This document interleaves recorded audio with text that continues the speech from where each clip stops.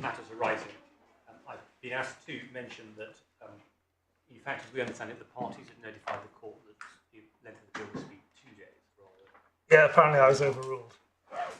So, anyway, I don't expect that will prolong my submission, but we have also located, if it's useful, the documents that we were discussing this morning. They've been handed up. So just to show what you should have, first of all, there's a short document, which is a 7th of March 2022 email from Mr. Marsman.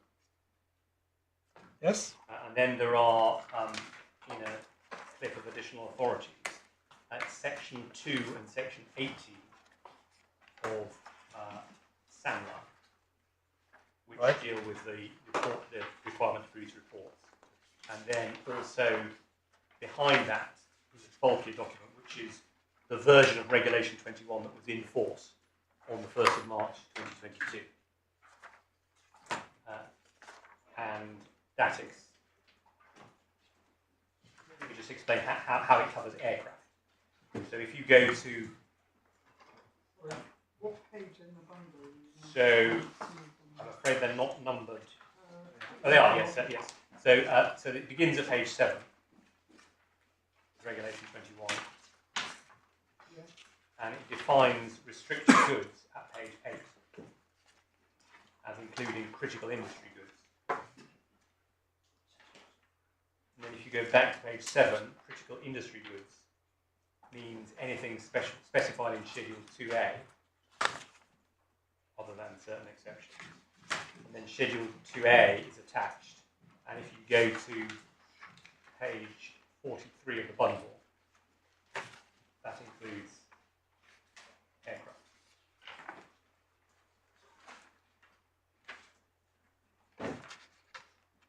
Thank you. That is quite different to what the regs became later. Yes, so that's a very convoluted way in which aircraft became included on the 1st of March, and then it was slightly simplified on the 8th of March. Right.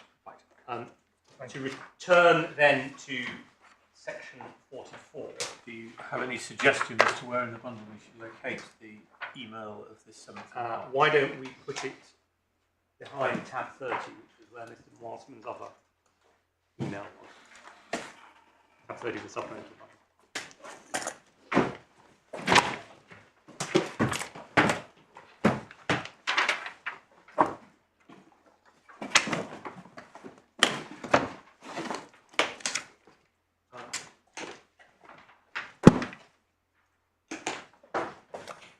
Returning to section 44, I dealt with its application to interest. Just very briefly, the application of section 44 to costs. The position essentially is this. Celestial was entitled to bring a claim for a declaration to ascertain the true statutory position, as per Lord Justice Glidewell in Waldron. And if they had limited their proceedings to seeking that declaration, then we could have taken a neutral position.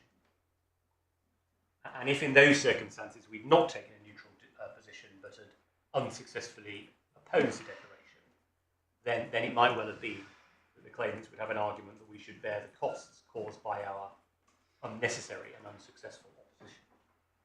However, since the proceedings that were actually brought went much further than that, in the sense that the claimants pleaded claims for debt, for damages, for interest, and for the costs of the proceedings, which they were not entitled to do in my submission under section 44 because we had a defence to them.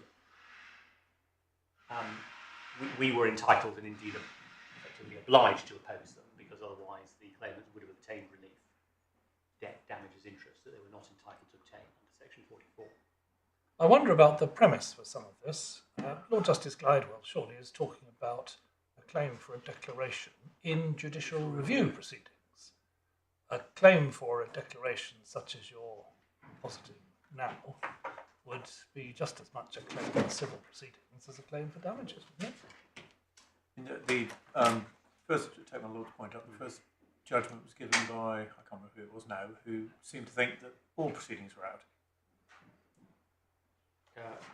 Yes, I think that's right. I mean, essentially, I was offering it as a potential way in which the claimants might have had this matter decided without the need to bring claims against them.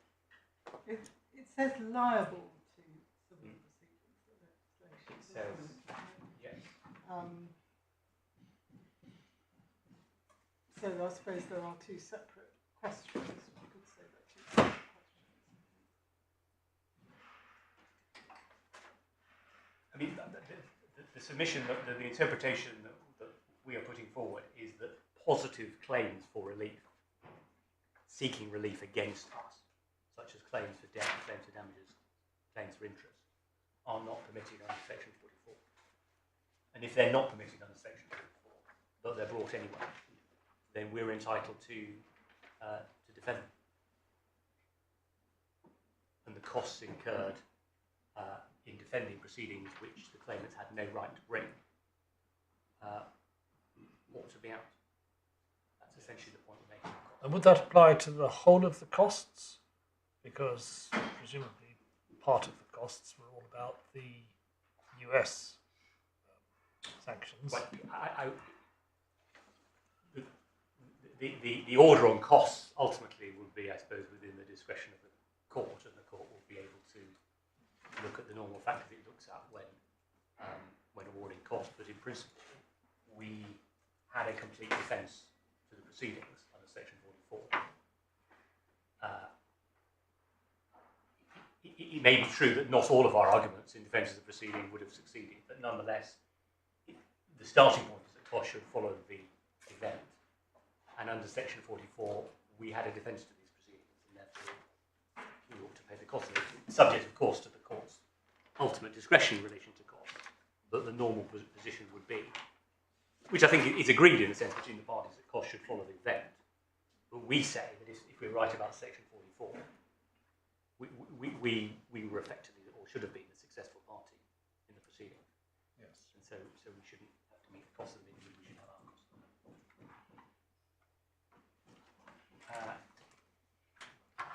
Can I move then to the question of US sanctions? And the first point that arises there is the question of whether they're relevant at all.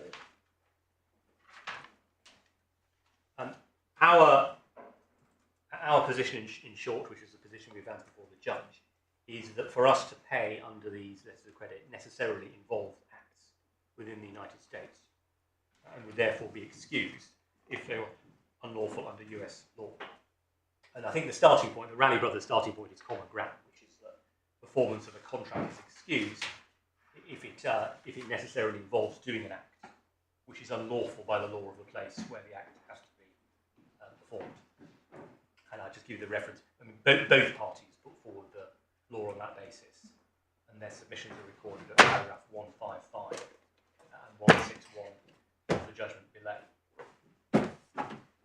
And our factual case before the judge was that payments under the letter of credit, because they required a dollar-denominated fund transfer into a bank account, necessarily required the use of the US correspondent banking system,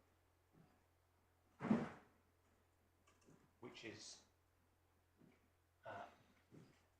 a finding that Mr Justice Thornton had made in the Libyan Arrow case, we'll see in a moment. And before the learned judge, that particular point was not a matter in dispute. The decision below turned instead on a different question, which is whether, as a matter of contract, UniCredit could be required to have paid in cash, in other words, in dollar banknotes, and therefore to have avoided any activities in the US. And if we can just pick... Can you show us where we see that it was not in dispute before the judge that payment in dollars would require the use of the US system? If we go to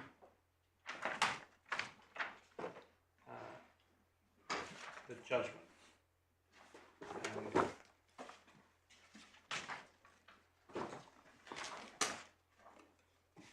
I asked because I think one of the points made against you is, well, there would need to be evidence about that.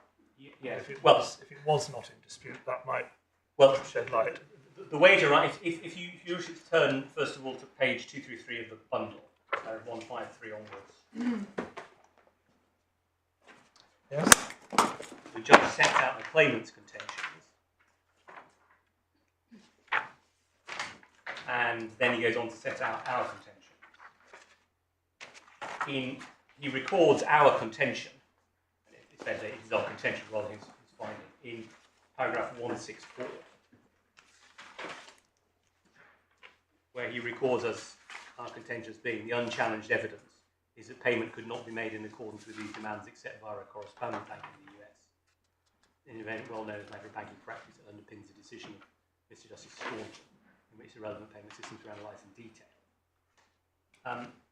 There isn't any contrary submission recorded in the list of the claimant contentions in paragraph 153 onwards. And those contentions are all concerned essentially with matters of law, in other words, where the performance actually was, and the effect of Raleigh Brothers and so on. The claimants don't, at least are not recorded as taking issue with what we said was unchallenged evidence. And when the judge goes on to decide the point, he decides it at paragraph 174 exclusively on the basis that we could have chosen to pay in a different way. In other words, like cash.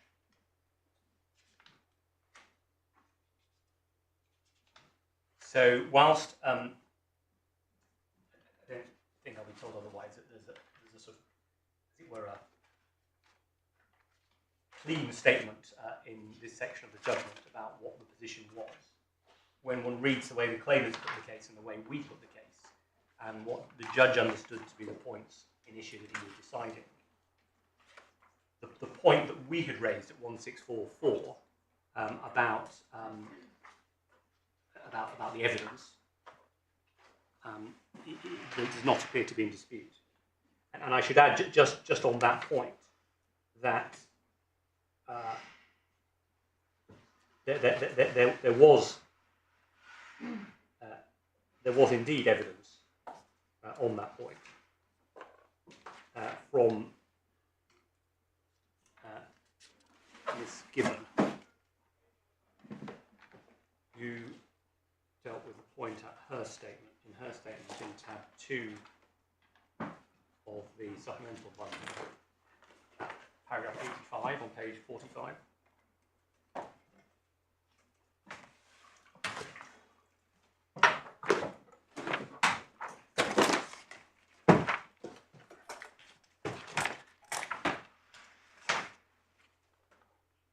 And it's really so actually she refers to the demand. She says, the demands all specify payment amount denominated in US dollars.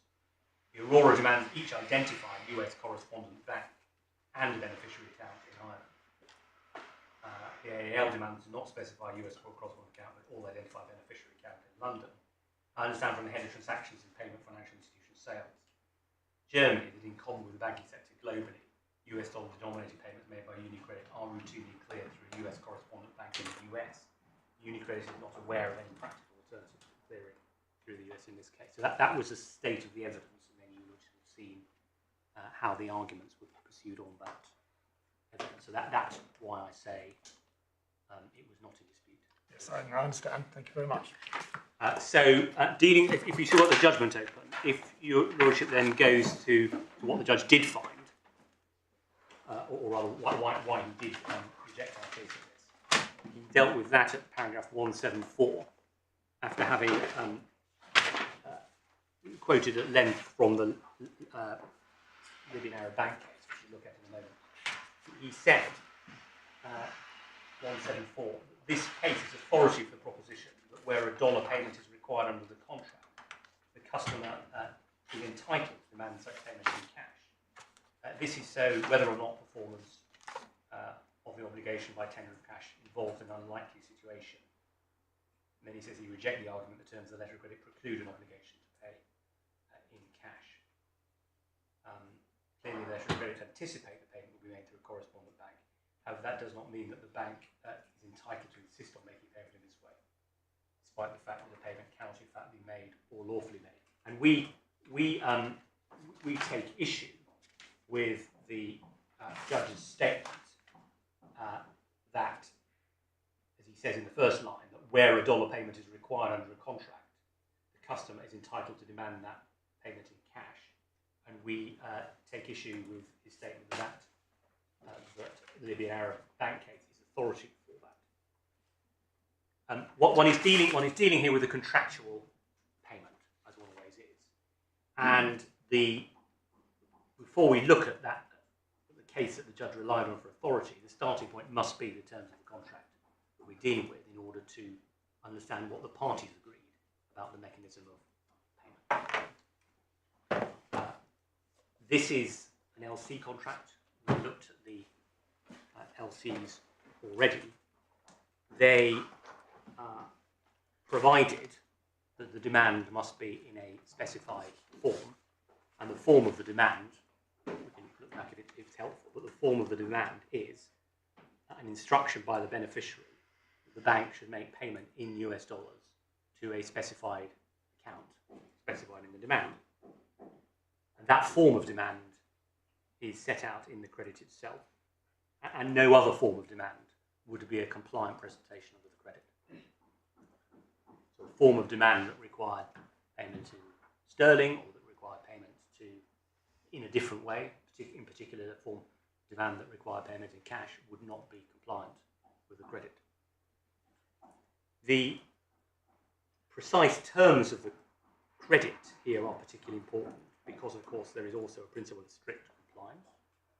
The standby credit simply can't be operated other than by a demand in the form required.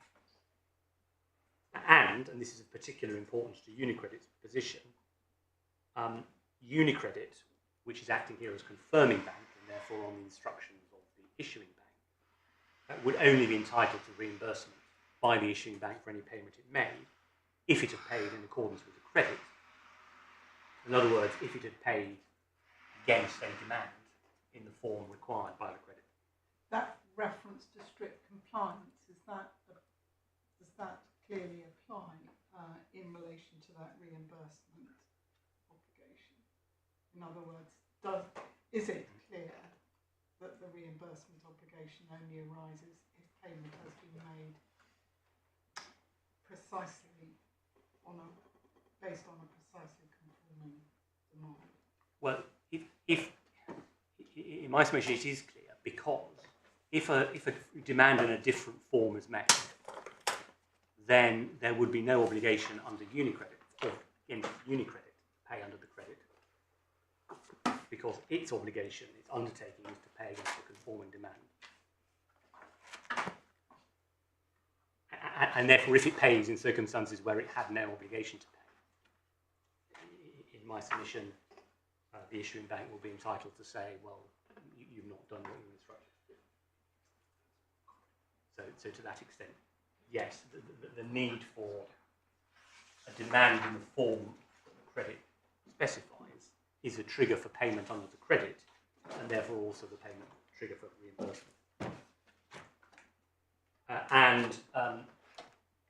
As I say, the form of demand requires, perhaps we could just turn it up, it's in the core bundle,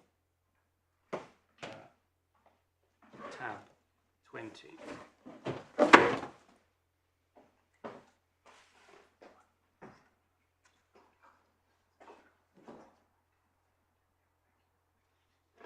suspect the answer to my question is in the letter of credit. Is in the letter of credit instead. Yes. Well, let's look at the letter of credit first. The letter of credit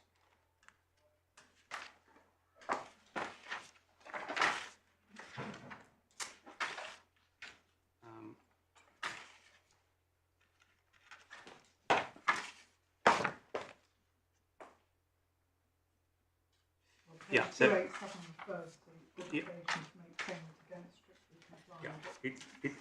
yeah, if you Ladyship looks down to the bottom of the penultimate paragraph in 287, we shall remit, and this is Sparebank speaking, we shall remit the proceeds valued 2 Russian London business days following the date of our receipt, your authenticated SWIFT message confirming that credit complying documents were presented to your accountants by the beneficiary.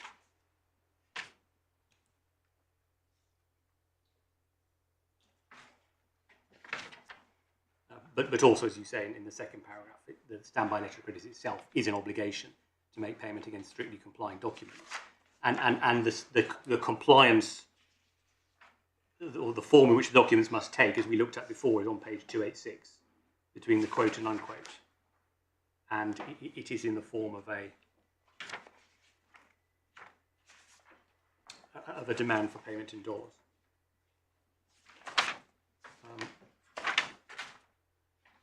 I'm also reminded that in the, just still on your Ladyship's question,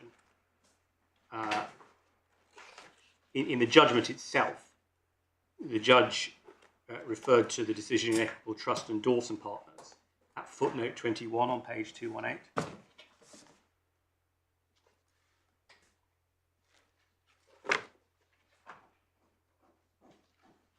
Today you have that, Viscount Sumner.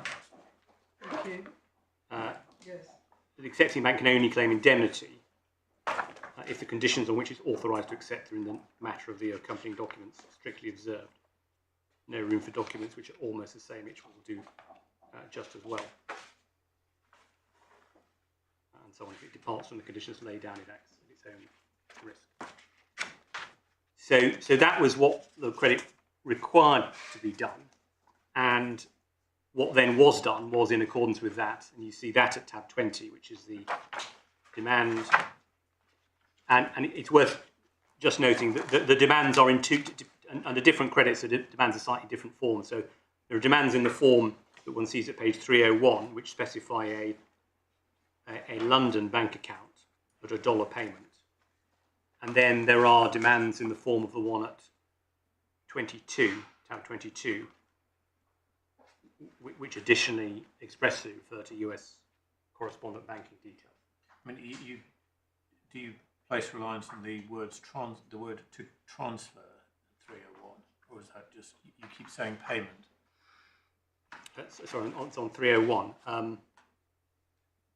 mean, it says instructs you to transfer. Yeah, I think that just means payment. I don't think. Apologies, I'm not quite sure what the question is. It's a bank transfer. Yeah, not turning up with cash. No, absolutely not turning up with cash.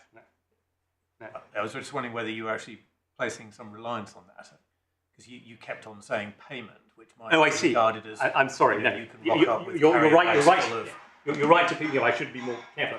The obligation or the demand is a demand to transfer to a bank account, which is in the form identified in the LOC. Yes, exactly. That uses also the word transfer. Yes. Doesn't say pay. Right. And indeed, it couldn't. The very fact that it gives bank details is obviously inconsistent with the idea that the bank is going to pay by handing over physical. Well, bank. If it said pay into a bank account, I could rock up with carrier bags full of notes. Yeah. But if it says transfer, it suggests perhaps not. That was the only point I was making. Well, I'm sorry to overcomplicate it, but yes, I respectfully agree with that. It is clearly by using the word transfer and giving, I mean, not just a bank account name, but also the bank account number and IBAN address, which of course one needs for a transfer, not to make a physical deposit. And the judge's reasoning at 174 is that the customer is entitled to demand payment in cash, which in its way is an interesting question. But the fact is they never did that, as I understand it. That is So the real question would be whether when they don't demand it and when the credit is in terms of transfer, nevertheless your obligation, if you can't pay by transfer, is to pay in cash. Yes, and effectively to volunteer a payment in cash in Yes. circumstances where the customer hasn't asked for it. Yes, I mean that The claimant's case would need to go that far to be relevant. Yes. I mean, it would be odd indeed, because the claimant might say, oh, well, actually, we prefer to... Well, they could come back and say, well, then pay us in cash, if they had an entitlement to do that. Or they could come back and say, well, actually, we'll go and get a license so you can make the transfer. Or we'll find some other way to do it. But the idea that the UniCredit should have an obligation without having received a demand to pay in cash, nonetheless to offer it, is not tenable in my submission. Because I was still hung up on the word transfer, I missed your second reference, which you said I thought was to the use of the correspondent bank system. Yes, so I was just pointing out that in some but not all of the demands, for example, the one at 22, there is a specific reference to US correspondent bank details. You see that at page 311. So 311. Oh, I see.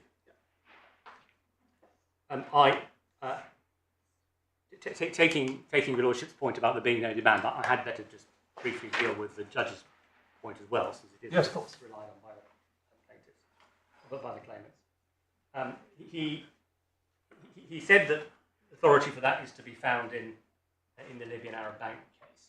Just to remind your Lordship what that case was about, at least so far as relevant. It wasn't an LC case. It involved a US dollar denominated bank account in London. And at the relevant time, there was a balance of $131 million on that bank account. And the Libyan Arab Bank, whose account it was, sought to withdraw the balance in the face of sanctions imposed by the US government. And now, before we get to what Mr. Justice Staunton said about how they could have made that withdrawal, it's just important to understand what the nature of the banking arrangement was in that case. And if I can ask you that the judgment is at page 553 of the authorities bundle at tab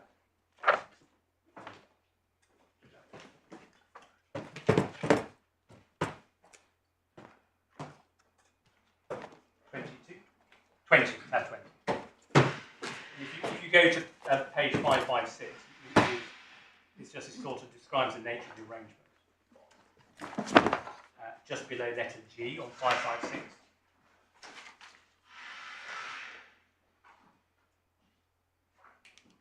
And I won't read it all out, but essentially it was a pretty vanilla arrangement in the sense that the Libyan bank had what was called a call account, which was essentially a deposit account with Bankers Trust in London. So it was a regular deposit account. And I can't see in the judgment any reference to any particular terms and conditions of the account that is said to be relevant. And the way Mr. Justice Staunton approached it was, if you go to page 573 of the bundle, he really approached it from first principles in considering what the nature of a bank's obligations were to its customers on a customer account. And he says that deals with some introductory matters, and at the bottom of 573 he says the obligation of a bank is not, I think, a debt pure and simple such that the customer can sue for it without warning. Then he says below B, that in itself, in my judgment, is an answer to one of the ways in which the Libyan bank put their claim. They cannot sue on a cause of action debt without law. They must allege a demand made, which Bankers Trust were obliged to comply with. And then at letter D, he goes on to discuss in general terms what exactly the customer was entitled to demand in relation to withdrawals. But the context in which he is doing this is in circumstances where, at least so far as one sees from the judgment, there were no express terms and conditions detailing what exactly the customer was entitled to do with his account in terms of withdrawal.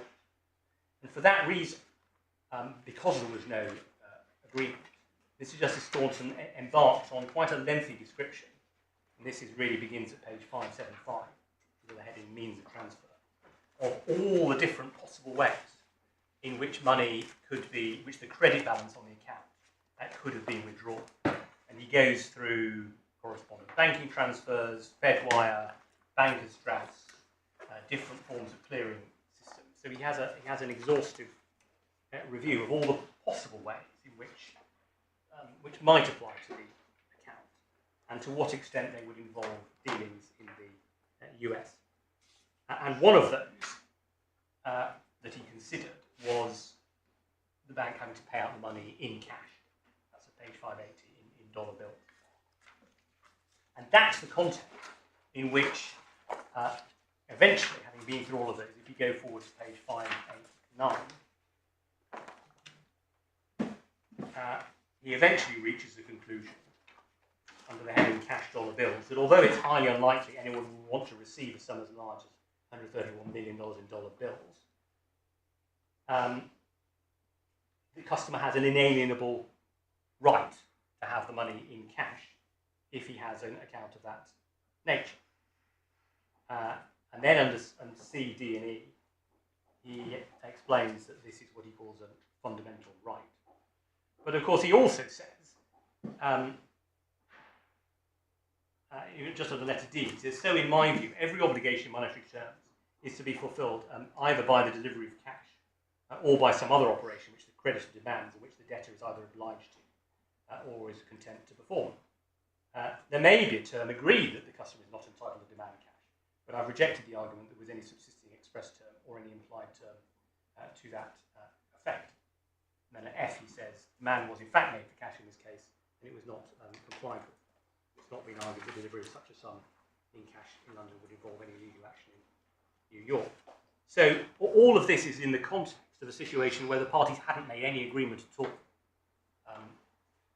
how money paid out of the bank account should be paid. And that's quite different from this case, where the parties have a specified mechanism both for making the demand and making the payment. And standing back from what the judge said in paragraph 174, the idea that in every contract a party can always be required to pay cash is, from a commercial perspective, with respect to a rather puzzling one. It may be that if the parties have not made any other provision for payment, and no provision can be implied, then absent there being any express or required agreement as to the method of payment, well, cash is the only way to do it, and so cash can be demanded. But there's no reason why that should be generally true. Ultimately, this is a contractual question. The mechanism of payment ultimately depends on what the parties have agreed. And whilst one can see the argument that if the parties have not agreed anything at all, then cash may be the only way in which, the only point one can fall back on. In the present circumstances where there was agreement as to the method, there's no reason for the court to depart from that and say that the customer had a contractual right to be paid in a mechanism or by a method different from the one that had been agreed. So, in my submission, that's the answer to the way in which the judge put it, and the reasons the judge gave for rejecting the application of the Raleigh Brothers principle. On appeal, the claimants have put the case in a number of different ways by respondent's notice, and perhaps I can just briefly run through some of those now. Take them up in reply if necessary. There are, I think, 4 points in total made in the skeleton. The first point is it said that payment through the correspondent banking system in the US would merely be a preparatory act rather than an act necessary for performance, because they say the place of performance was the UK or Irish bank account that was specified in the demand. There are three answers to that. Firstly, as I've shown you, some of the LC demands are specifically provided for payment via US correspondence, and which was therefore a part of the requested payment mechanism. Secondly, that argument is inconsistent with what Mr. Justice Staunton found in the Libyan Arab case, in which it was under, far as I'm aware, is understood to be sort of well-established principle of banking, which is that US dollar payments generally do need to be cleared through the US. He made that point in dealing with wire transfers at page 577 of the bundle.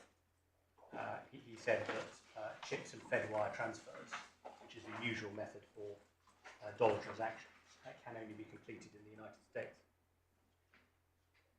Although he does say that they are used for a high proportion of large dollar transactions. He does.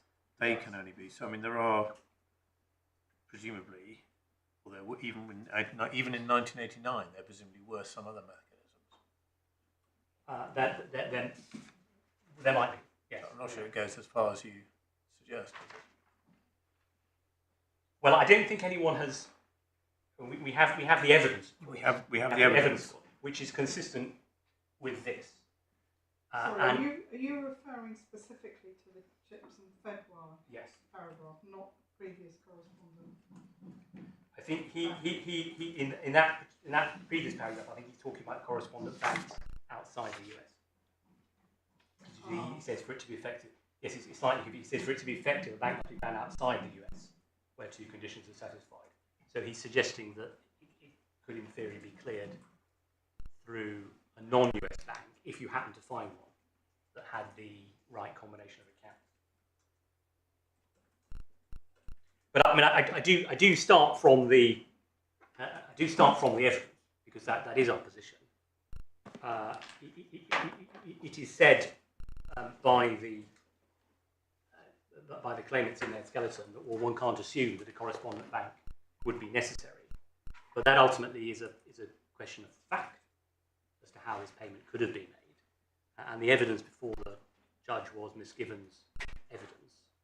If the claimants wanted to challenge that, then that really is something that they should have. I appreciate the initial burden is on us to come forward with the case to say why it requires a performance in the US, but we did come forward with that evidence. I've shown it to you. It wasn't challenged positively below, and it's not enough in my submission on appeal for the claimants to come forward and say, well, there might be some other way to do it, when no one's actually put forward any evidence about how it could be done, other than in the way in which Ms. Gibbon described. I think the only other, the claimants also rely on the point that the judge raised in 174, which I've already dealt with, which is they say we could and should have paid in cash, but I've addressed you on that already. And then the final point that they raise by way of respondents' notice is they say you could have paid in euros or sterling. And that would have avoided the need to make any payment in the US.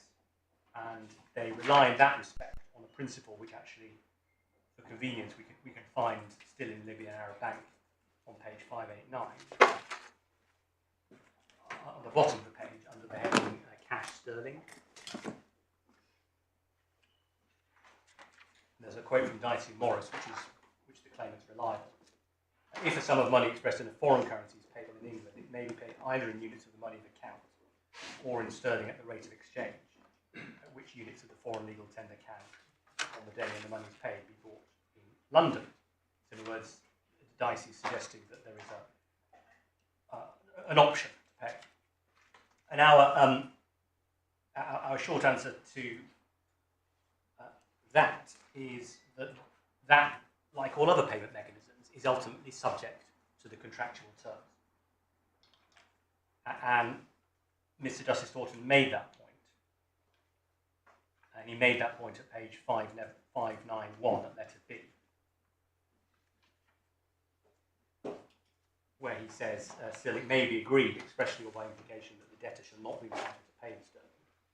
Or in that case, he said there was no express term to that effect, nor do I consider that such a term should be implied in the present context of the banking contract, where the obligation of bankers' trust is to respond to demands of the Libyan bank.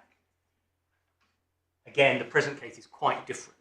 The parties have agreed a very specific method of payment, transfer of US dollars. It has to be operated in that way in order for there to be strict compliance with the credit. It implicitly we say, excludes the bank choosing or being required to pay in banknotes. And in addition, the same point that I made in relation to cash payments, in a sense this is all academic because there never was a demand by the claimants to be paid in sterling or euros. And even when one gets to the stage of the issue of the pleadings, the claim is made for payment in dollars.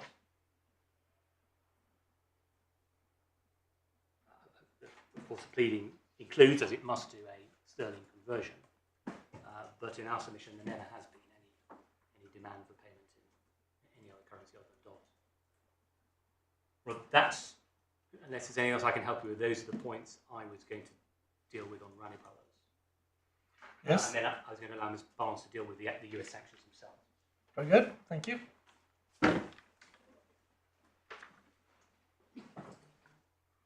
My Lord, my Lady, this obviously is the discrete point on effectively the content of the US sanctions.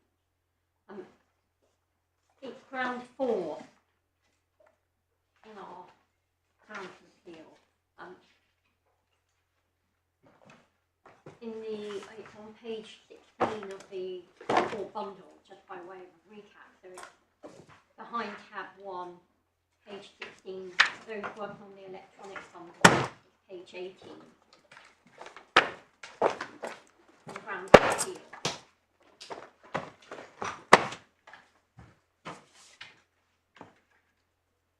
And that we've separated that down into the 4 primary submissions or subheadings there.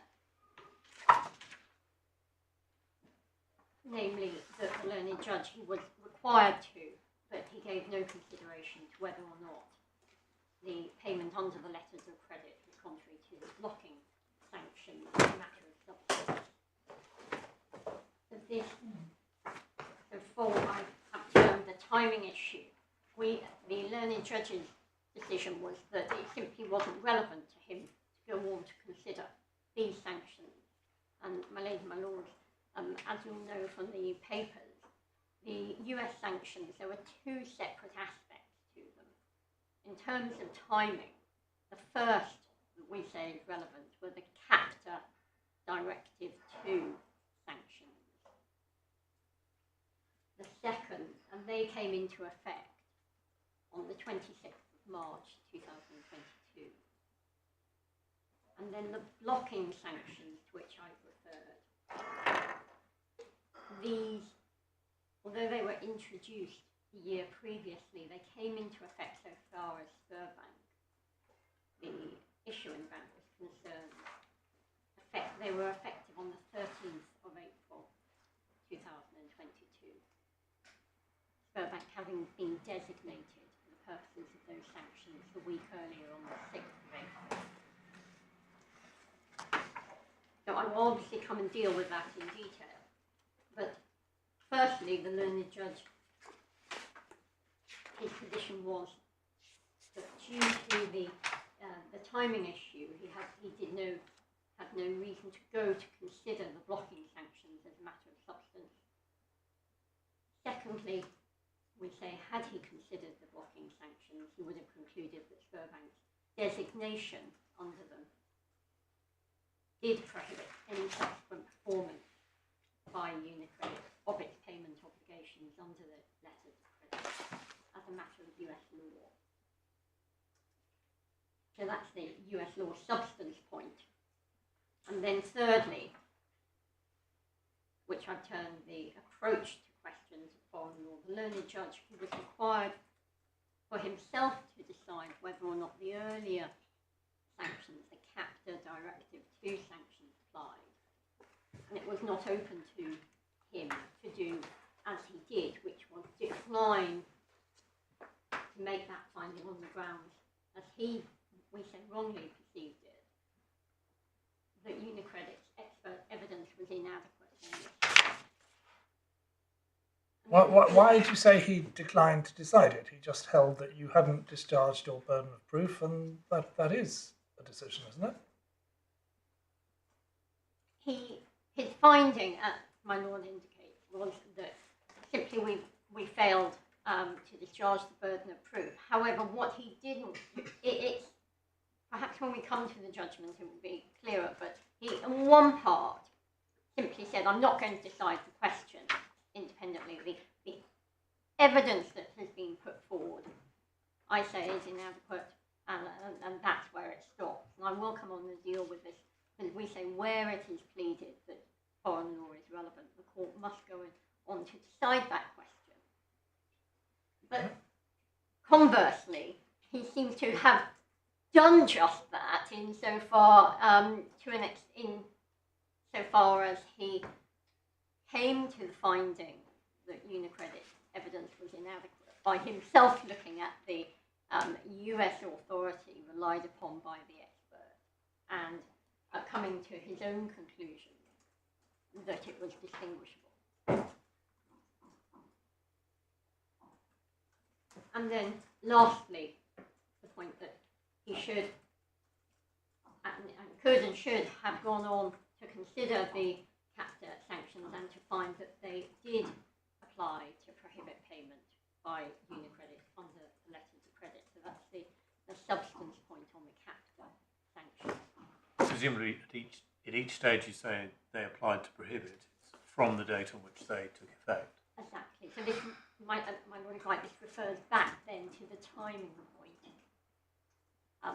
In the judgment, I'll take my name to it, there is reference to, well, captor sanctions might be relevant, but only insofar as it applies to 4 letters of credit for which the payment terms were not enforceable prior to the 26th of March. So that's why he considered it in part, yes. Yep. And then the last point that is in our supplemental skeleton argument that's essentially in reply to the written argument of constitution is on the reasonable efforts or reasonableness of the efforts to obtain a license from OFAC. And this is relevant. Should my Lord Manley find that the Raleigh brothers is engaged, we accept that the court must then go on to consider whether or not the efforts made to obtain a license were reasonable.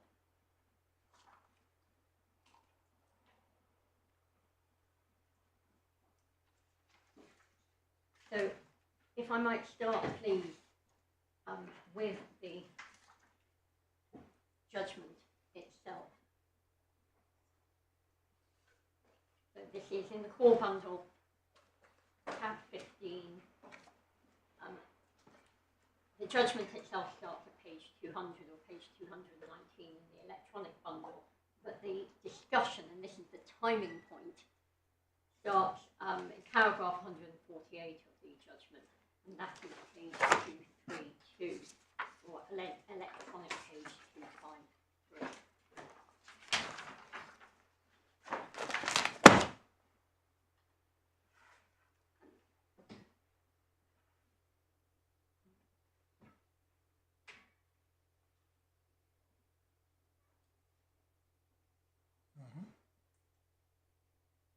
And then over the page, top of 232, the learned judge goes on to consider why it is there may be a potentially relevant prohibition. This is, he terms the 26th of March prohibition, the captor directive 2 sanctions, which might affect payment obligations.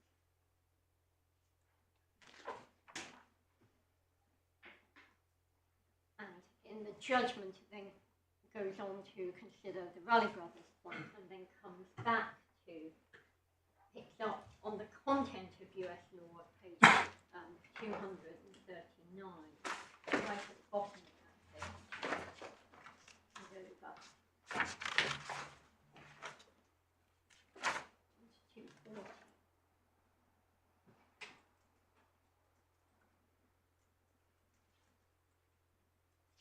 So if I might, having situated ourselves in the judgment, the declaration itself that was issued, and this is the order of the 26th of May 2023. That's the order that's under appeal. That's at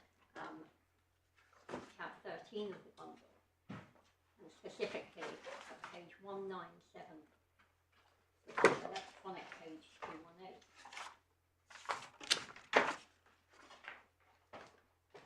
The declaration is that the payment obligations were at no time suspended or otherwise affected by any provision of US law. Sorry, where are you reading from? I beg your pardon, my lady. It's behind tab 13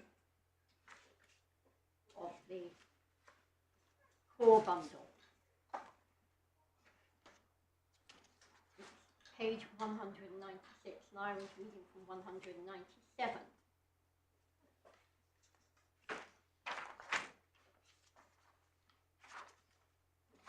So it is hereby declared that the defendant's obligation to make payment under the letters of credit, which are the subject of these proceedings, has at no time been suspended or otherwise affected by, and then point 2, any provision of United States law.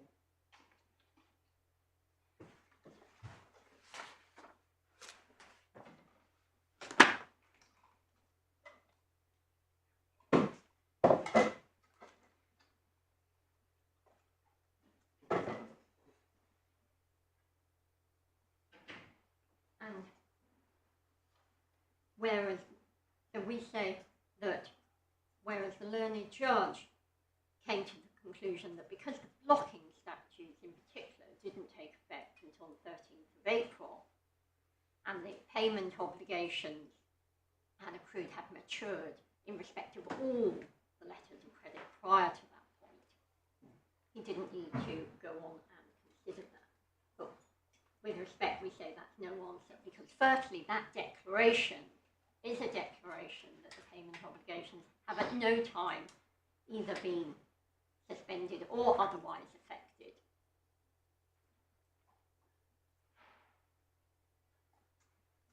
And we say they were as of the date of the 13th of April. Given that, in context, UniCredit, either under Regulation 28, couldn't make payment, or we say, for the purposes of Section 44 of SAMLA, held the reasonable belief it couldn't make payment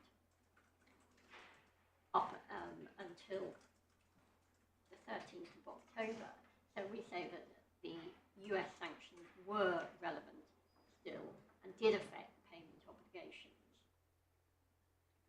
But that submission seems to arise if you're right on Regulation 28 or SAMPA, in which case I thought you don't then need US sanctions in addition.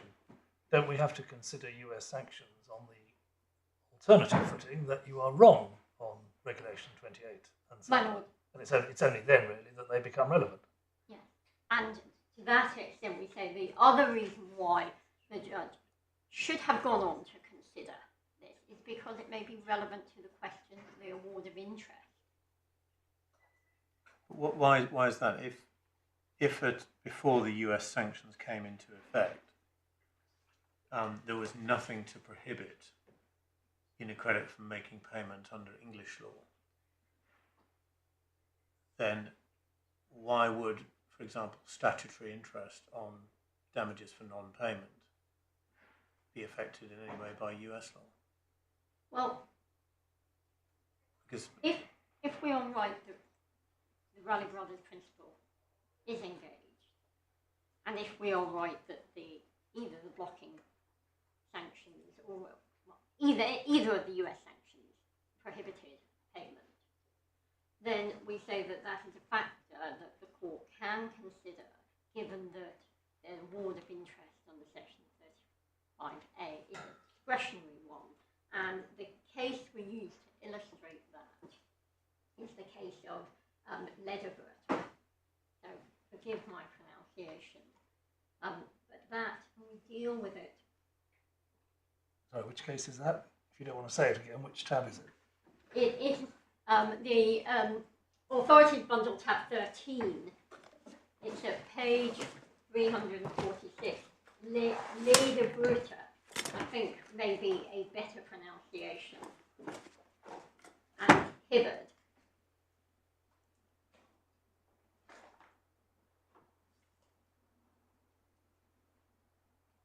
And this is an old, an authority that dealt with this, the interest, the issue of whether interest should be awarded, where in this case, the plaintiffs wish to draw on a bill of exchange that was payable on the 1st of July 1940. So this is it's an English case dealing with a prohibition under TWIA, the Trading with the Enemy Act, that was in force in the Second World War. But we say that if the court goes on to find that US sanctions did prohibit payment, and that is relevant under the Raleigh Brothers, then the same principles apply to a court deciding But whether... this, according to the headnote, is illegal payment, or payment is illegal at the date of maturity. The argument against you is that, assuming you're wrong about Regulation 28 and Sandler 44, there was no reason why you shouldn't have paid before the US sanctions kicked in, and that was therefore a breach by you. So why would you not be liable in damages plus interest for not paying when you could and should have? We say those are matters which a court could take into consideration, and that the learning judge should have gone on to make this finding, and then subsequently there to be that argument on whether or not what award of interest would be appropriate in those circumstances. Your argument would have to amount to an argument that because you had breached the contract by not making payment when it was due, and had continued to breach it by not making payment, you would manage to run into a period of time at which payment might have been unlawful, and therefore you could save yourself interest from that stage. Is that really what you're saying? And that is one of the points that was advanced in the case of Lady Bertha as well, that in effect the defendant had the enjoyment of monies for the period of the sanctions period, so the period under which payment... Yes, but it's not just a question of enjoyment of money, it's a question of if by your own breach you've put yourself in... You're trying to effectively profit from your own, or prevent yourself from having to pay interest by your own breach on the hypothesis in our current case. Here, as my Lord has said, there was a finding that there was no breach. And those are points we say that could have been made, that the anterior point is that the judge should have gone on to consider whether or not it having been raised that the US sanctions did prohibit the payment, both the blocking sanctions and the chapter one, so that argument could be made more fully, whether or not, and there may well be, as my Lord says, good reasons against that, but we're effectively precluded from that argument by the fact that the judge did not go on and consider whether the blocking sanctions did at any time prohibit and prevent payment by UniCredit.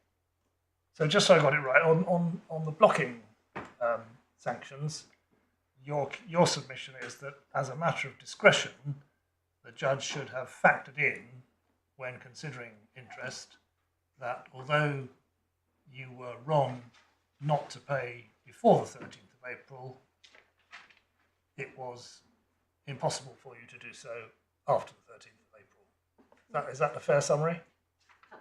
My Lord, yes. So may I Yeah, of course. What is the obvious point? That this was the determination of any interest payable was an incredibly complex decision in this case with the various scenarios. So firstly, whether or not Section 28 applied.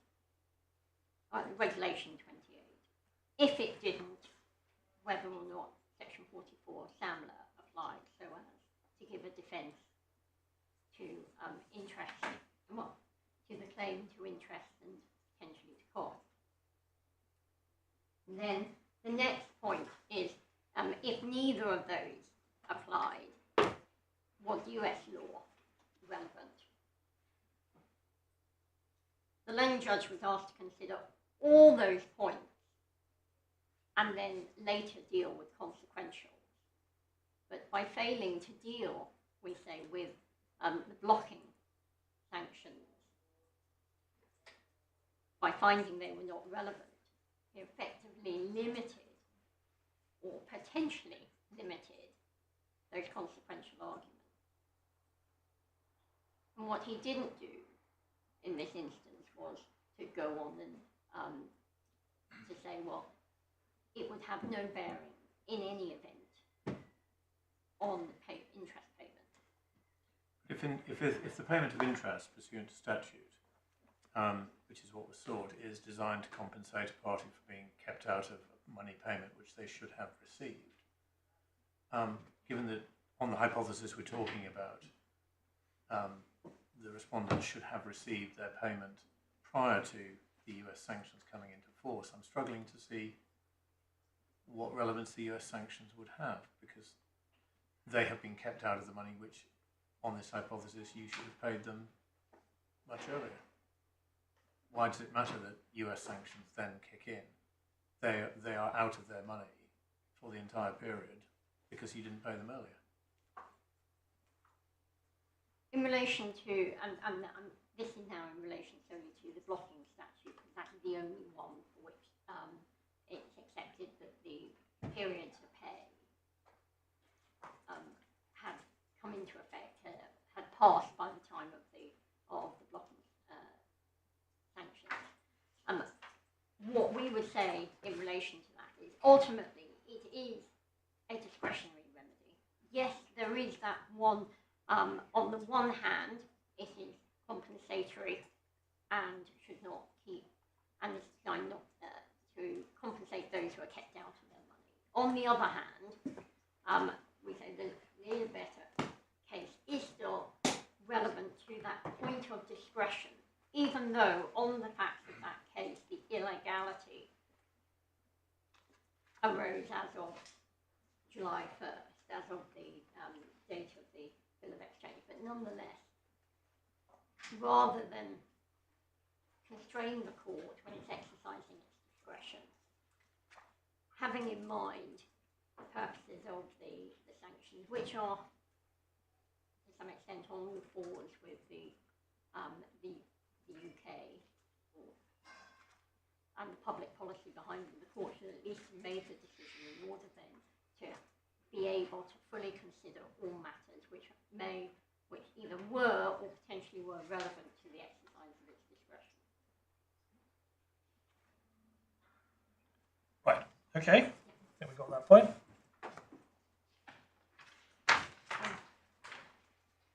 And the one point I should make and clarify here is that this is, we say that this is relevant to all. The question of interest is if one is looking at the US sanctions in isolation, is relevant to all but payment on 3 of the celestial letters of credit, which were paid on the 14th of October 2022. Because it is accepted that US sanctions did not prohibit payment in respect of those 3. And this is the point that those were the ones that were paid in dollars, weren't they? sorry, They were paid in dollars. they were those paid in ones. dollars, yes. So it was 3 celestial ones on the 14th. of Yes, October. and it's on the 14th of October 2022. And if I can just explain the reason for that. So firstly, these were monies which have been paid by, or rather, monies have been paid by Sberbank on the to UniCredit on the 9th and the 18th of March into UniCredit's account at Wells Fargo in New York. And that was prior to any US sanctions becoming effective. prior to the captor directed to sanctions that came in at the earlier point on the 26th of March, and obviously prior to the listing of Sberbank on the 6th of April, which was relevant to the blocking sanctions. This is the evidence of these payments is in Ms. Given's first statement and also by Ms. Foster. But what happened thereafter? So these monies were ring-fenced within the Wells Fargo, the bank account held at Wells Fargo in the US. And then as soon as the UK license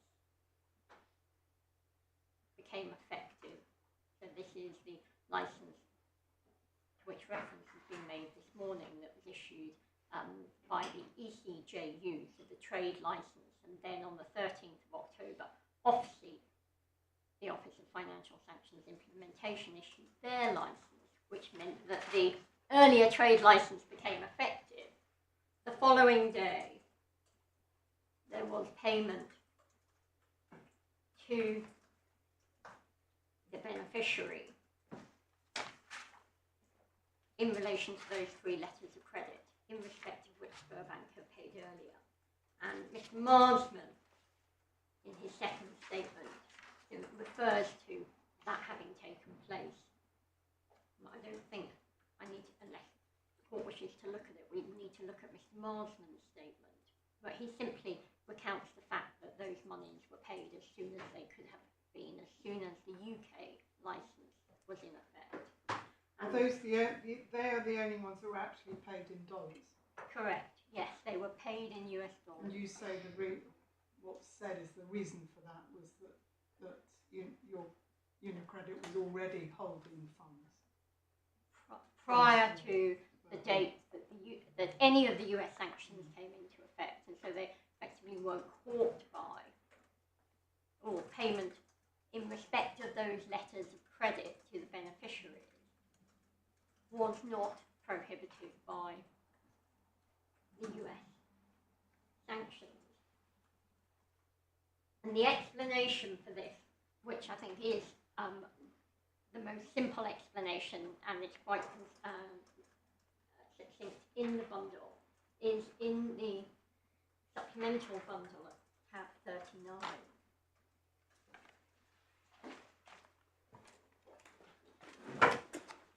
And it's the letter from RPC, from UniCredit,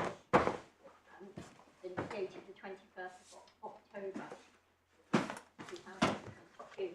And that is, as I say, behind tab 39. It is printed page 218, electronic page 226.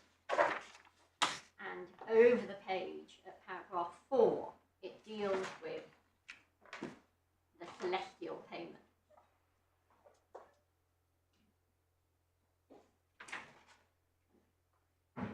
Those being the payments that are described in paragraph 2. Payments to Celestial using funds that UniCredit had already received from Sberbank on the 9th and 18th of March. In relation, and the LC, the letters of credit numbers are given there. So they were received prior to the effectiveness of the captor sanctions,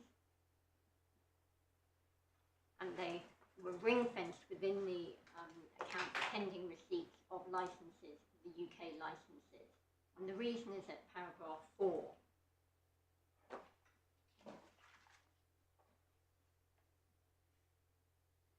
That essentially when Sberbank paid money due, it no longer retained any interest, contingent or otherwise. And so likewise, the payments on, it couldn't be said that they were involving Sberbank, which as of the 26th of March was effectively shut out of the US system, but Sberbank having made its payments prior to the 26th, it didn't involve Sberbank for the purposes of the captor sanctions.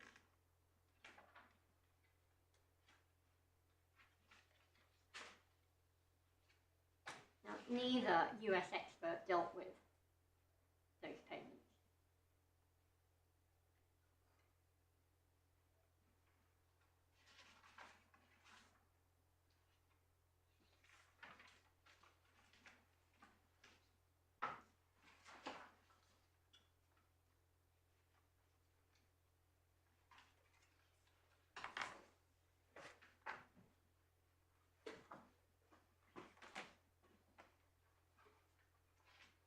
So,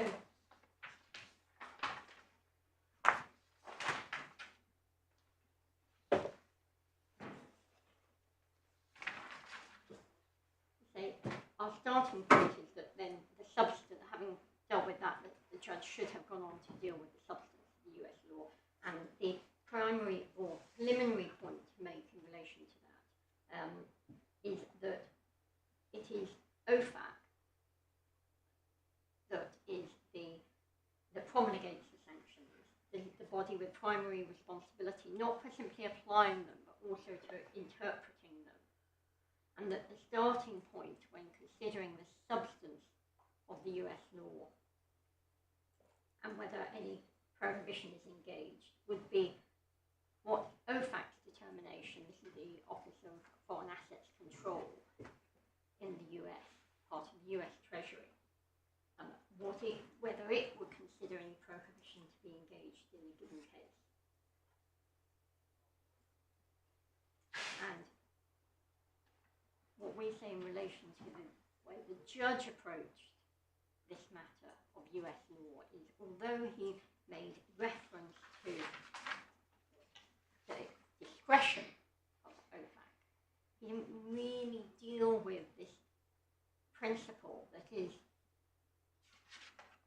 different from that in English law, where it is the administrative body that promulgates the regulations that is the interpreter of them, and that the US court will only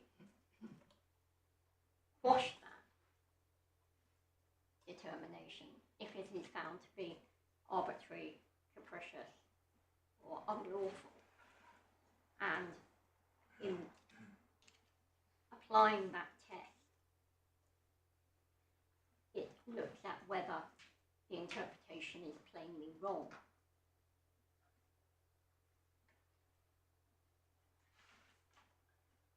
Now, why do you say that the judge was obliged to make the finding to that effect? Well, when the judge went on to consider, say, the capita sanctions, so when, to the extent he did deal with the content of the US law, although he made reference to the wide discretion that OFAC has, and this was agreed by the experts, what he didn't do was go on to consider this point in terms of statutory or interpretation of the law and what the law would be. He simply, to the extent he found... Well, I know, that's what he says at paragraph 187.1. He says that OFAC are entitled to great weight, but ultimately it's a question of law. Now, you have to show us that that is a conclusion which was simply not open to him on the evidence, don't you? Because that's a finding of fact as to what US law is, i.e. OFAC are not determinative, but it's a question of law. And the test on appeal is whether that's a finding which was just not open to him. Well, with respect, my Lord, we say it doesn't go far enough, because as a bold statement, it is correct, it is ultimately a matter of law, but how then one gets to that law is, we say, something more discrete, and it is on the finding not simply that the court looks at the law first and then determines whether the application of it was correct or not, but that OFAC's determination is, as I think Mr Fleming put it, usually is the start and usually the end of the matter, and that the court will only disturb OFAC's finding and determination of the scope of the US law if it is plainly wrong. And the judge didn't really deal and grapple with that. Well, that was Mr Fleming, but there were two experts. Is there a joint memo, for example, saying that the US court would only interfere with an OPAC decision if it takes the view that decision is plainly wrong. So, the joint memorandum doesn't in a neat way encapsulate that, but if one looks at the underlying evidence from the US expert, one can see that. So I think the way that it can best be demonstrated is firstly, the experts refer to the case of Constar, and that is in the supplemental bundle, tab 58. Just before we get to 58, just so I've understood where you're going with these submissions, do you say there was something wrong with what the judge said in footnote 57 to paragraph 181?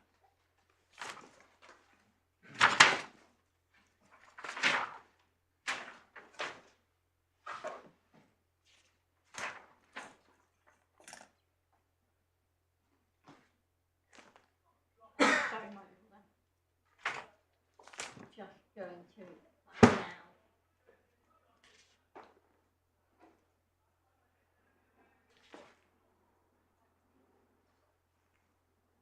So that footnote is the correct statutory test, but what it doesn't do, say, is go far enough. So that is right that the experts were agreed that an agency's action were judged against the test there that comes from the Administrative Procedures Act, namely arbitrary, capricious, abuse of discretion, and not otherwise not in accordance with law.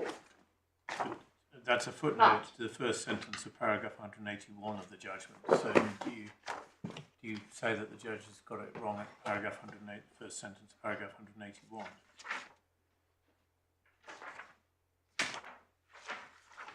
What the judge didn't do was grapple with this issue of the plainly wrong aspect, and the fact that OFAC stands in a special position within the US administrative law, that this standard of arbitrary and capricious is as it is applied by the courts, is a heightened standard so far as OFAC is concerned. And as I say, this is dealt with in the Constar case, which is in the supplemental bundle at tab 58.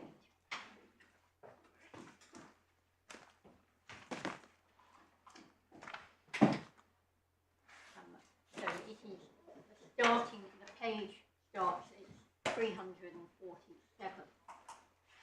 It is explained there. Firstly,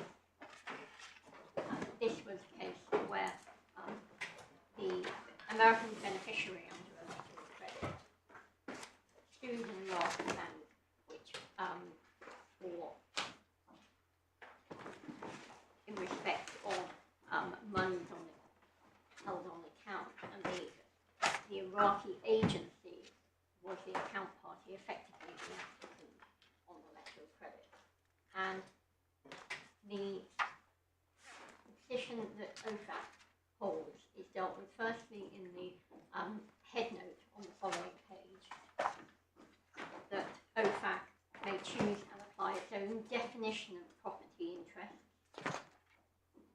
So where are you reading that from? Yes, head note, yes. I was going to deal with the head notes first. I found it now, paragraph 9. So the head note 9 is on page 348.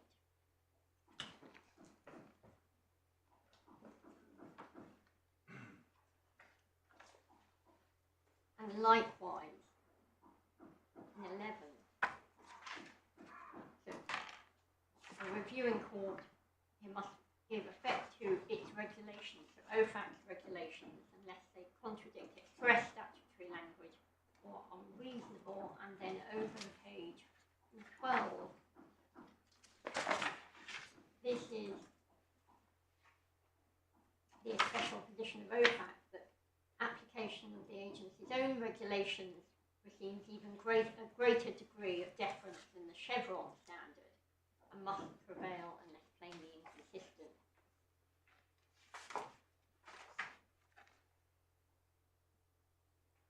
And then the text itself starts at page 353.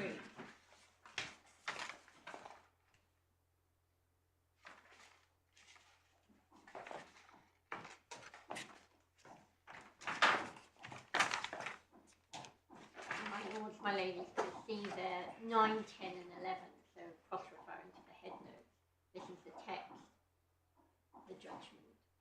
Sorry, page 354. So 353 in the, it's the supplemental bundle, Yes. tab 58.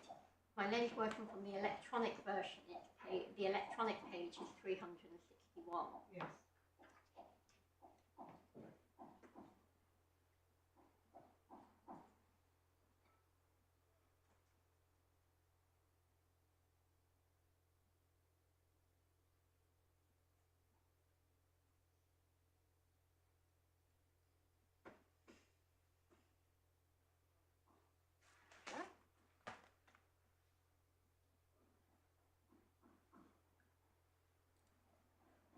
My lady can see there that the court determined that we think OFAC may choose and apply its own definition of property interest, subject to deferential judicial review.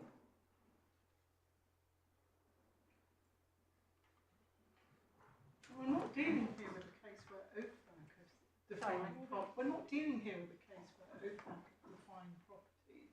Don't the relevant sanction provisions have those definitions in?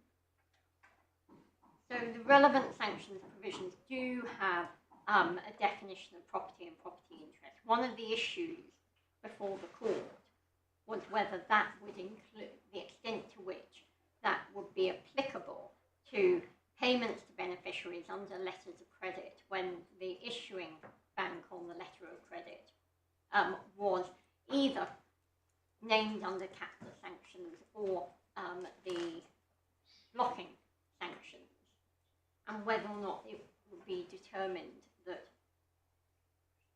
payment to the beneficiaries constituted a dealing with the property interest of the issuing bank. So that is how it became relevant, and this is why we say that the judge should have considered. But sorry, this refers to OFAC's own regulations. Are we in this case? Are we dealing with something that is OFAC's own regulations? I beg your pardon, we are, yes. Right. Insofar as firstly, the captor sanctions, the directive to, was issued by OFAC.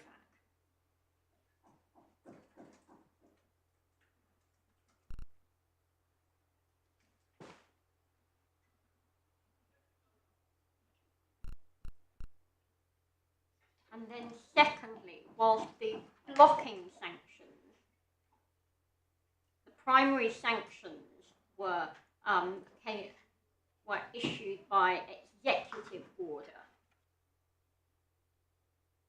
rather than OFAC. It empowered OFAC to make regulations, and pursuant to that, OFAC's own regulations define property and property interest. But surely the Raleigh Brothers principle is an exception to the general rule that foreign law is irrelevant and what matters is English law as the governing law. And the exception is that you don't have to pay if it is unlawful to pay under US law, not that an administrative body whose views would be given deference if they had expressed any views, which they haven't, would think it was unlawful if it was asked the question. And that seems to be very much to widen the scope of the Raleigh Brothers principle. But my lord, it goes further than that, because we say, and that there was evidence before the court, and Mr Fleming dealt with it, is that when OFAC gives the determination, unless that determination is plainly wrong, the type of deference that the US court would give to it includes in the, as I say, the interpretation of the scope of the regulations, not just their application, unless it's plainly wrong. And ultimately, when deciding on questions of what is the content of the foreign law, the question for the court is, what would a US court, if faced with this question, determine? And how you get to it in this case. Well, if the US court was faced with this question, it wouldn't have the benefit of any ruling by OFAC because there isn't one. That is, in respect of these circumstances, yes. Yeah. And the point made by the experts is that OFAC's determinations are very, very rarely challenged. So it is, in some way, one could describe it as an exercise in hypotheticals. But if the English court is having to make a determination as to what the content of the US law is, it has to determine, given that there isn't any clear precedent, how the US court would determine it. And as so far as OFAC is concerned, the evidence before the court is that OFAC makes the first determination. It's rarely challenged in a court, but if it is, the deference given to the OFAC determination is such that the court will uphold it unless it is plainly wrong. So your submission then is that on any question about the application of these US sanctions, the English court has to proceed in two stages. Stage one, what would OFAC decide?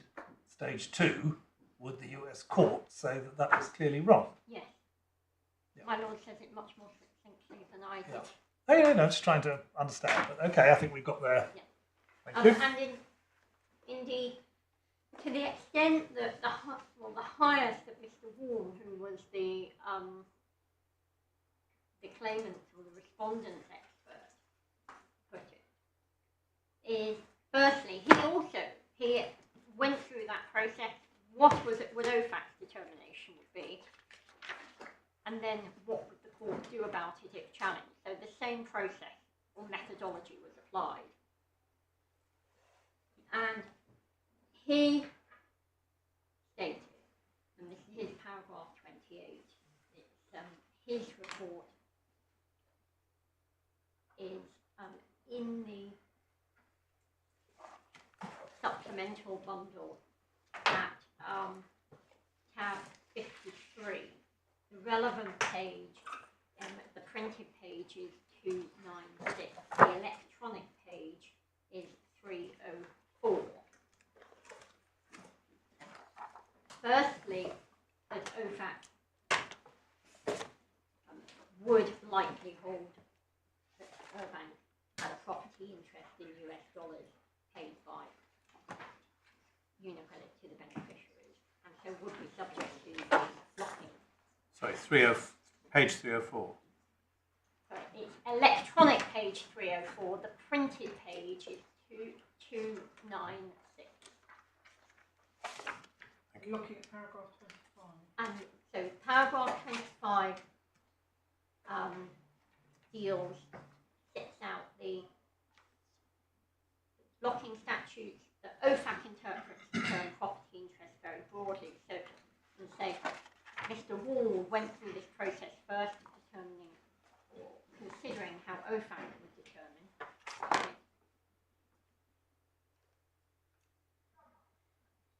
The point of distinction, obviously, is he says that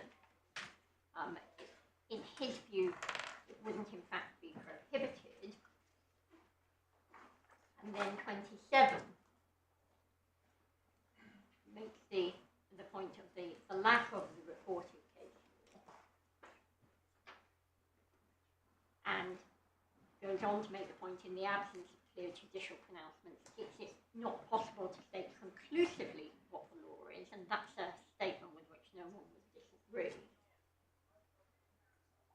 He then states that the US law adopts the autonomy principle, just effectively just like English law. We say that doesn't take the matter any further.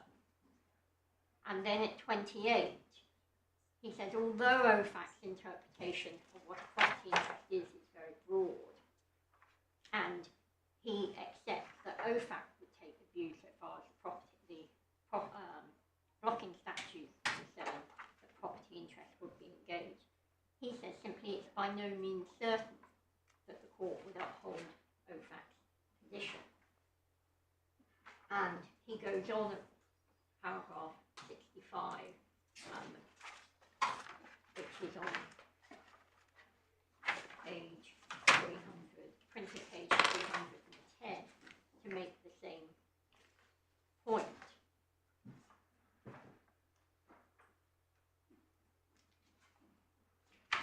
Well, he uses the words plainly wrong.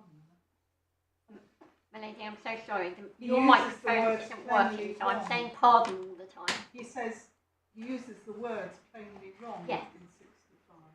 Yes, he does. He does accept that that is the standard. He goes on to say the court may inquire whether the interpretation is plainly wrong, but simply says it's by no means certain that the court would uphold OFAC. What he doesn't do is say the court would come to the conclusion that OFAC's interpretation was plainly wrong.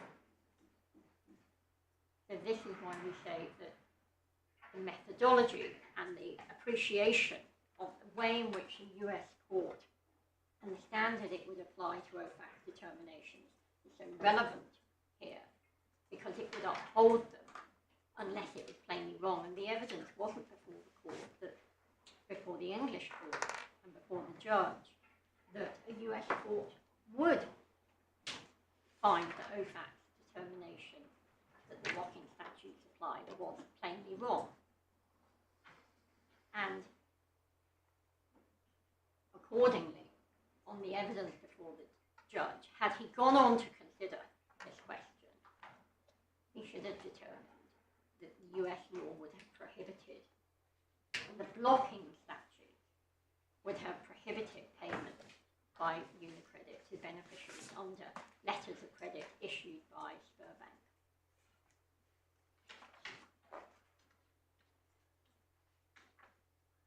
Do the submissions you've been making for the last few minutes on the substance, are you making those both in relation to blocking and capital? So, yes, in terms of both the methodology that would be applied to determination of the US content of the US law. So the same test, the OFAC determination considered by a court, the US court would apply the test of whether or not it was plainly wrong. And also, and this is specific to property interest. Property is a term used in respect of both sanctions.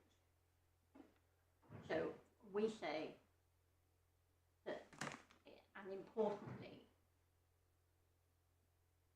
that the methodology or the jurisprudential method, which is so very important, is the same for both, and that the evidence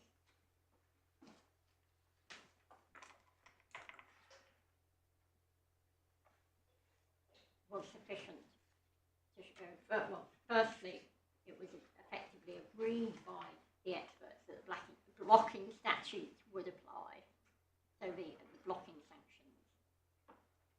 And then, secondly, moving on to, I'll deal with CAPTA now. I'm very conscious of time.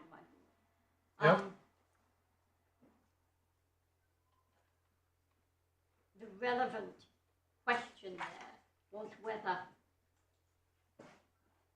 payment by UniCredit to constitutional, to the beneficiaries under the letters of credit would be a transaction involving Bank or its property or property interest.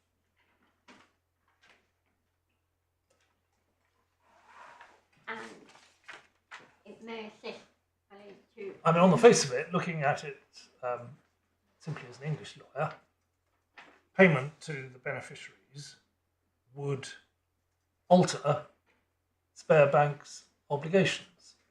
That is to say, it would no longer have an obligation to the beneficiary because the beneficiary has been paid, but it would have an obligation to reimburse the confirming bank. So, simply as a matter of language, why doesn't that involve Spare Bank? Why doesn't? Why doesn't it? Well, we say it does involve Spur Bank and But is that the approach the Americans take? Because that seems a very simple analysis, but it doesn't seem to be the one they take. we say that, and our expert said that is the approach the Americans would take, OFAC, and the decision of OFAC, which is relevant to this question, is the UBAF, so United Bank, the case. Well, it is a decision of OFAC. So it's an administrative decision rather than a court case. And that is at, again, it's in the supplemental bundle. It's tab 49.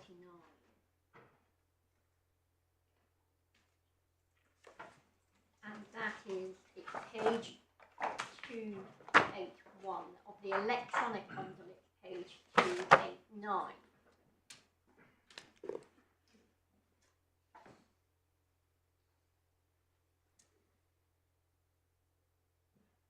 And it was, although it was a determination relating to blocking sanctions rather than captor sanctions, it used this issue of whether or not it involved designated persons was the same, we say. And there were a number of different transactions here which were processed through a US bank. So UBAF was French bank, and it was US dollar clearing transactions. And the first part to pick up to see its relevance is under the first paragraph,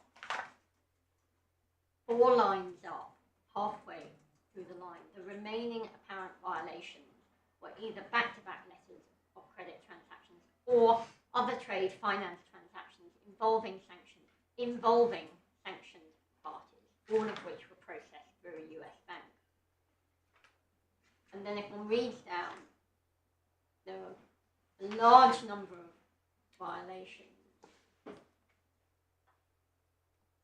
And the penultimate paragraph that starts the remaining 13 violations explains on the penultimate page that of those other finance transactions, it included where BUAF confirmed a US denominated letter of credit issued by a sanctioned bank paid on the letter of credit through a US cleared transaction. And so we say, although it was dealing with a bank that was sanctioned under blocking sanctions, it's relevant also to the captor sanctions because it demonstrates OFAC's determination of when a sanctioned party is involved in a transaction, and that includes when a foreign bank is paying on a beneficiary on a letter of credit through a US cleared transaction.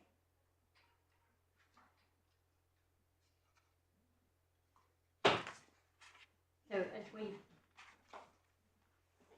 set out in our supplemental skeleton at paragraph 47, although factual differences were highlighted by the respondent and by Mr Wall, we say that they're not relevant to distinguish this case and its applicability to the captor sanctions as well as blocking sanctions, because it is here OFAC is engaged in the same process of looking at whether or not transactions involve a sanction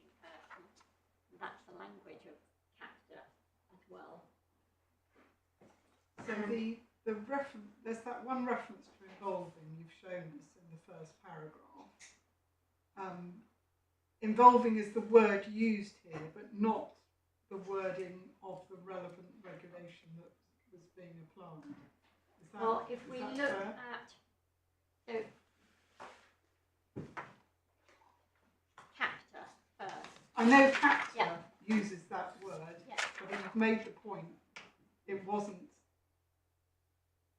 This decision relates to blocking sanctions. Yes. So it's You're just pointing to the use by OFAC of the word involving. yes. So OFAC is looking at two things. Firstly, as my lady identifies, it uses the word involved, and we say that's deliberate. But secondly, also, this case was concerned in order for these to be prohibited transactions, they were dealing with property,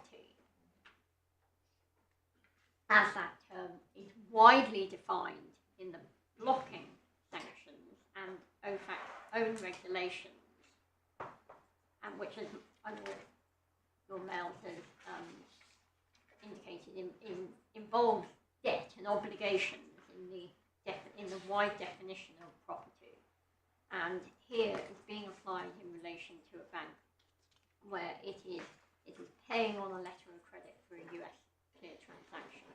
So we say it's relevant for both to demonstrate OFAC's position as it would be both in relation to blocking sanctions, where a foreign bank is paying a beneficiary through a US dollar transaction, and also captor.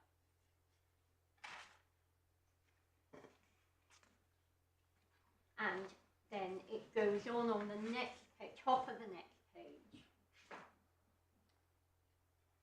to refer to providing US-based services to OFAC sanctioned parties.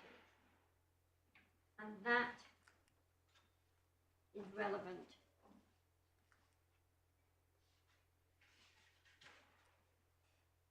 to the blocking sanctions as well, because the blocking sanctions have two limbs to them, as we identify in our supplemental skeleton of paragraph 40.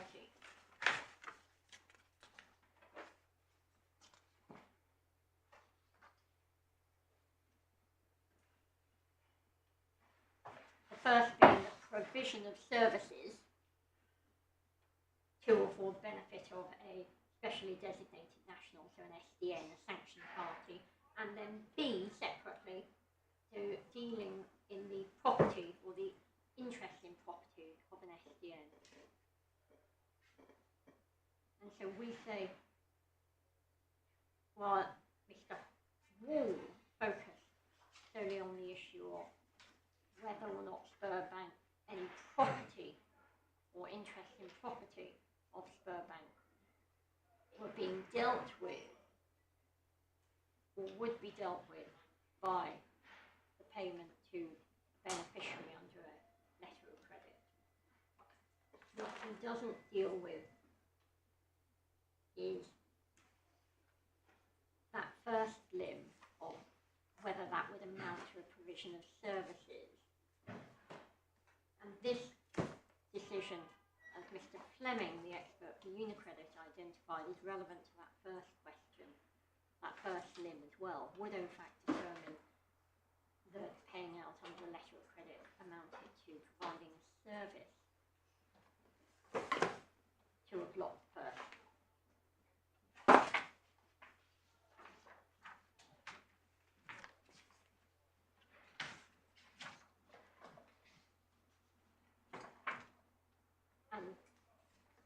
We say that it would be, even though it is not directly, it is UniCredit, when it performs its obligations under letters of credit, it does so at the bank's express request. It is its role in these transactions enable Spurbank to operate within financial trade. And So it is, we say that OFAC would consider it to be a service provided to a blocked person. So,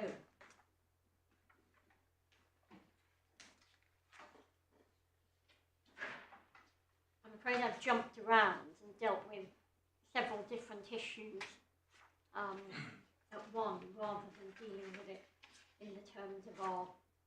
But have you covered what you want to say in terms of the content of US law?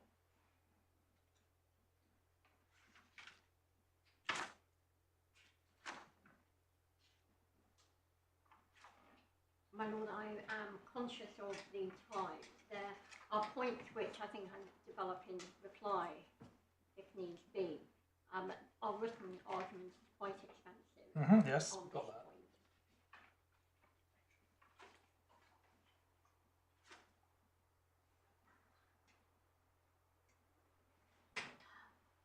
Yeah.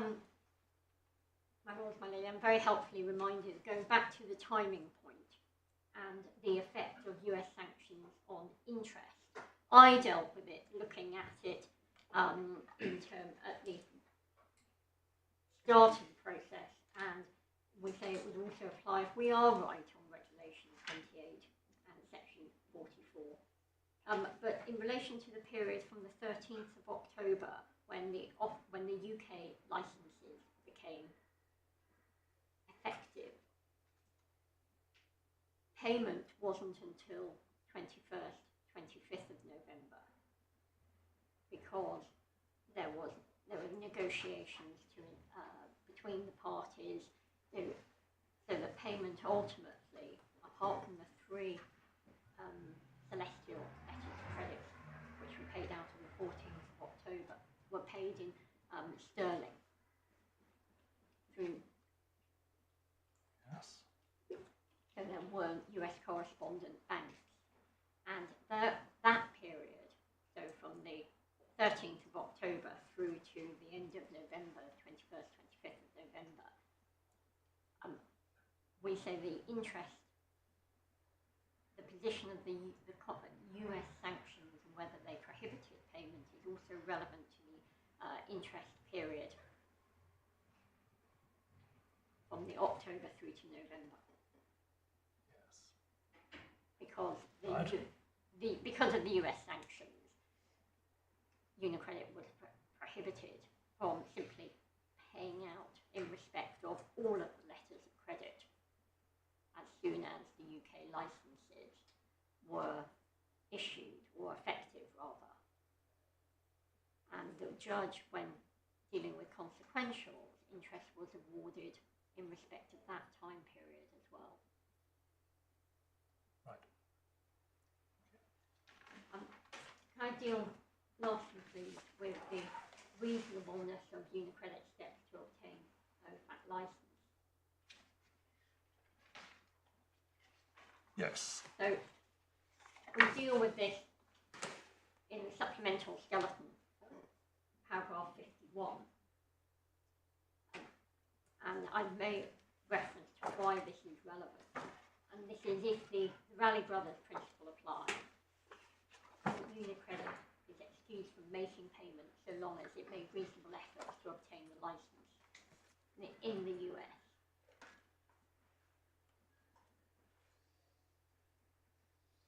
So I don't think there's any disagreement on the law so far as reasonable efforts have to be made. But we say that those requirements were met. Firstly, that it is, as I say, reasonable effort and not an effort to do everything in one's power.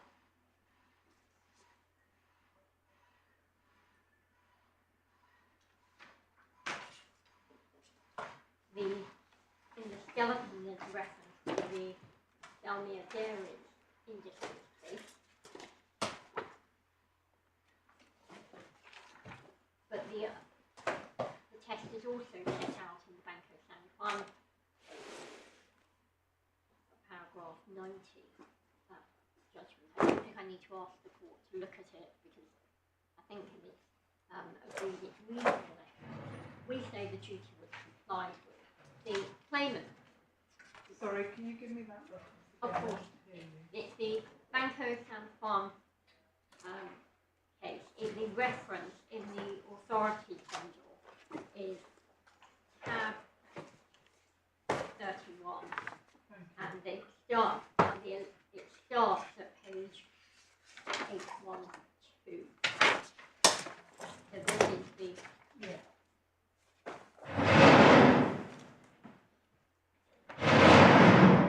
PDVSA.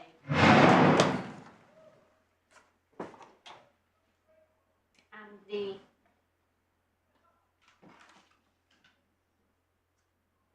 relevant discussion starts at page 830.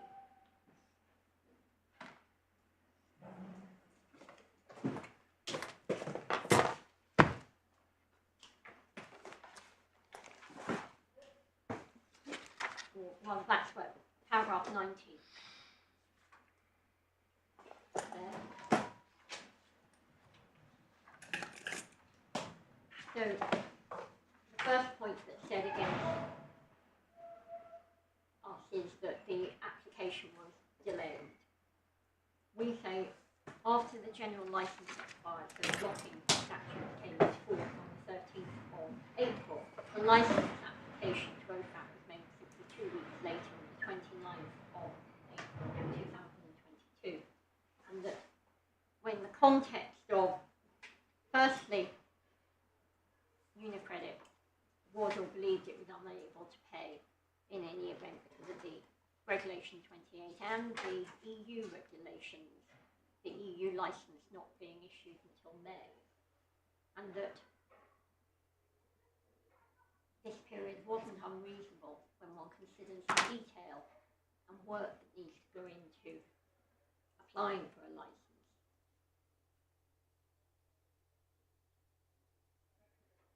The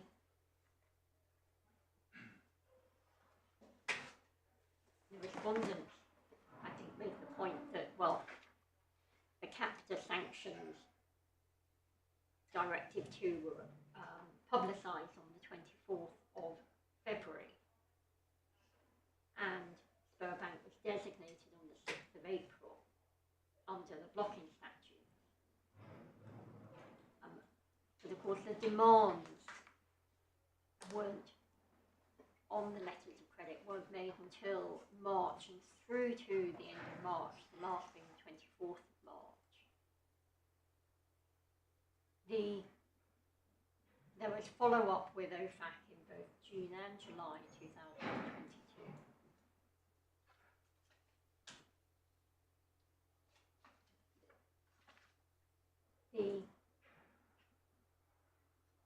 There is a reference in Mr. Wall's evidence to his experience of being able to engage proactively with OFAC prior to transactions. It is said that there could have been a process of it is said, the submission is made that there could have been a process of proactive engagement in order to have a licence, but that is not what Mr. Wall deals with. His evidence on this point is simply that one might be able to craft a strategy to approach OFAC informally to mitigate a likelihood of enforcement action. And if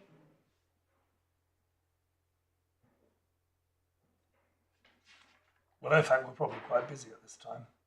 sorry. OFAC were probably quite busy at this time, They were probably fielding quite a lot of telephone calls. I think both sides of the Atlantic, both Ofsted and OFAC, were quite busy. Yes. But I don't know how long you'd have to wait to get through, but the experience in this country is any guide, it'd be quite a long time. but importantly, that we say, even at its highest, Mr. Wall's evidence doesn't bear the weight that's put on it, because he is talking about informal approaches to craft a strategy to mitigate enforcement action. That is not the same as to get a licence on a fast track. but that is to mitigate enforcement action if you go ahead and undertake transactions that are in fact prohibited.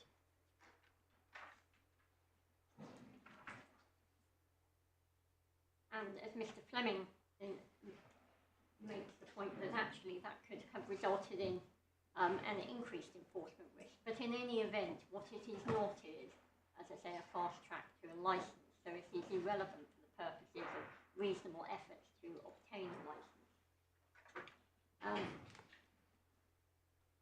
It is also said, the respondents characterising their written argument as the OFAC licence application is one solely framed for the receipt of frozen funds from Sberbank.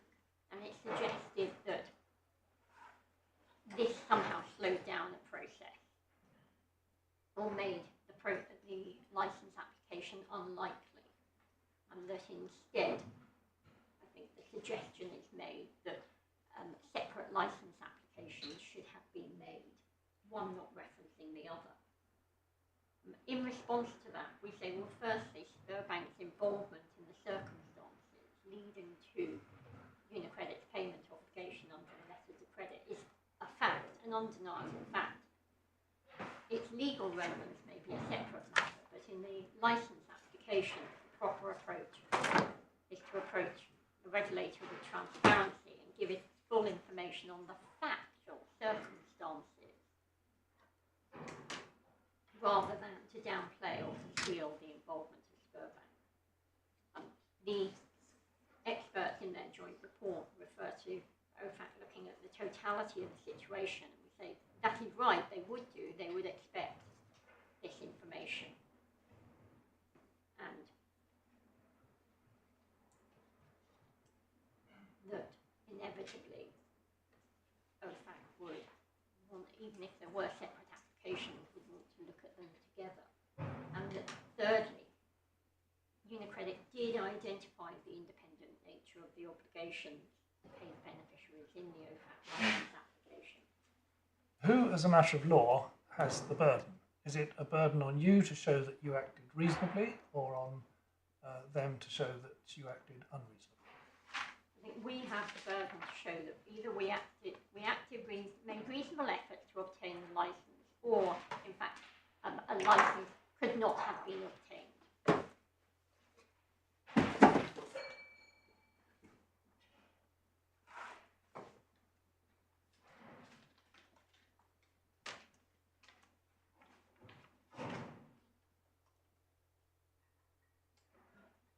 And the position is still that there's simply been no response from OFAC either way. Is that right? That's what you said, I think, in your skeleton, but that was 3 months ago. The licence there's been an amendment to the licence to inform OFAC that payments have been made. So the licence now is simply for reimbursement.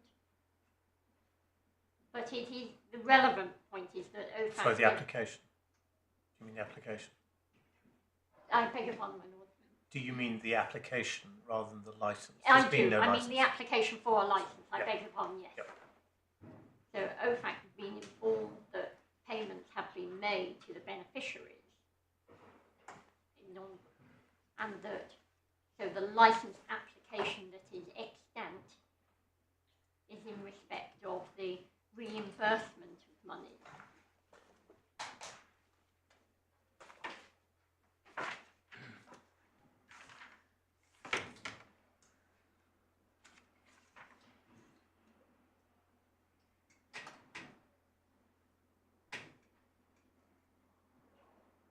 The application that was originally made is in the supplemental bundle at tab 12.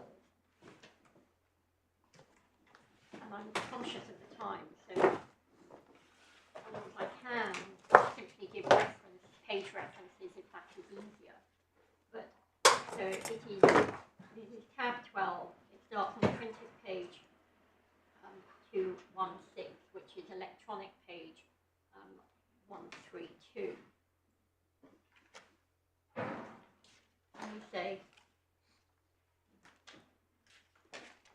firstly on page 127, it is clear there that UniCredit acts as a confirming bank, and as such, it is obliged to pay AirCap, beneficiary, the amount, the LC, the letter of credit amount, upon demand, and then it is entitled to reimbursement from Spurbank. The operative part of the application is dealt with over on page 129 under section 2, request for specific license.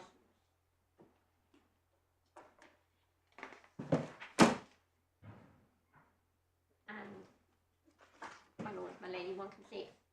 Underneath, accordingly, UniCredit respectively requests a specific license, in two separate parts. One, authorising use and receipt of monies, and two, authorising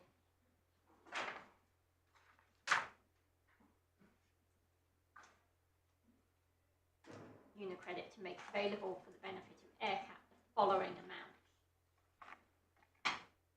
And lastly, under supporting rationale, over the page, first substantive paragraph that begins first. Second sentence, UniCredit undertook the obligations as a confirming bank, and then 2 lines down, picking it up, the end of the sentence, obligated to pay AirCap regardless of whether Spurbank pays.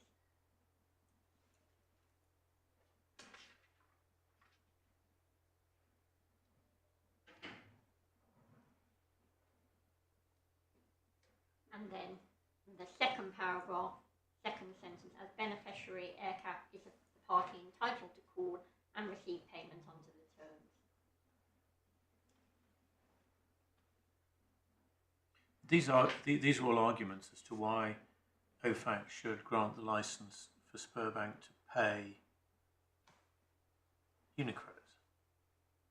I mean, just looking at the opening paragraph of the letter,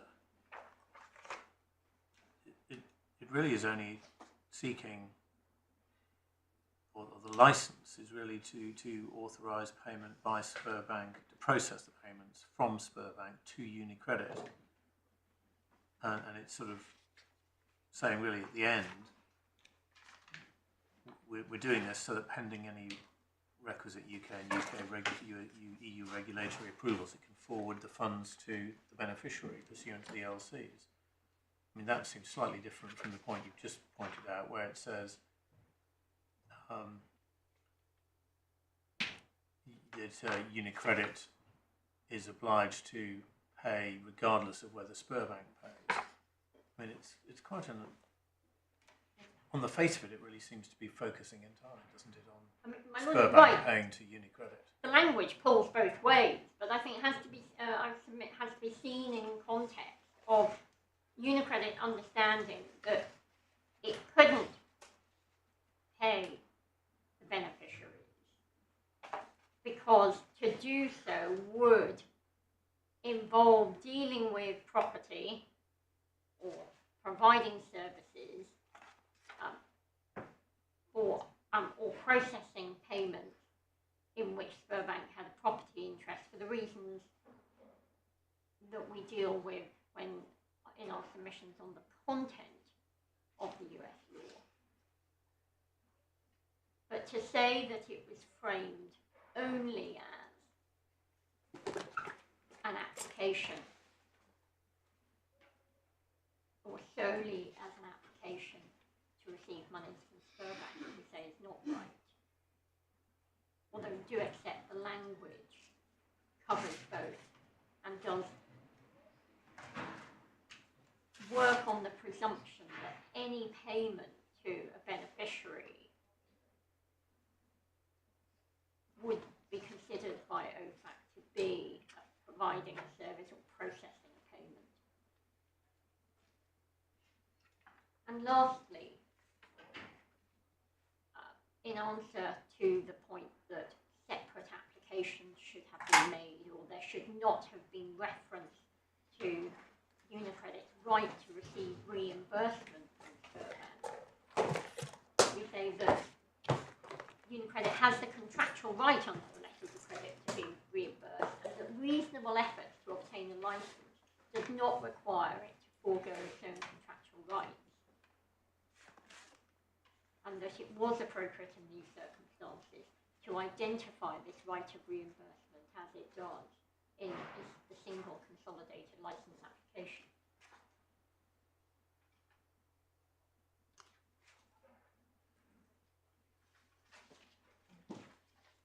And although it may be very much a last point, we say if the respondents are correct, that this is the delay in the licence in obtaining a licence was related solely to the identification of Sberbank's role in these circumstances, then one might expect simply a licence application to be rejected if it were that simple.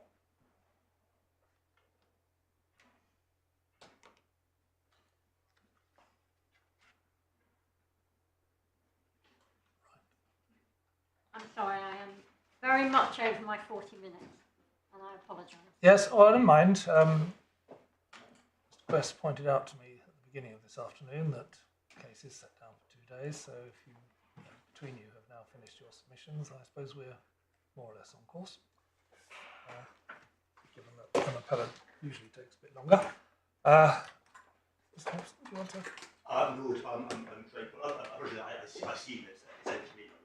Well, yes. I mean, do you want to start now for 5 minutes, or would you rather start in the morning? It's up to you. I'm entirely in all shit's hands.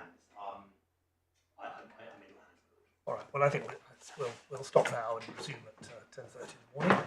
Can I just draw to your attention, in case you don't already know, that Supreme Court is due to give judgment tomorrow morning in a sanctions case, which may or may not have any bearing on what we're discussing in these appeals, but just in case, I thought We were aware of that. very good. May I just confirm, is it a hard stop for 1 PM tomorrow as matters stand? No. If we need it, we have the day.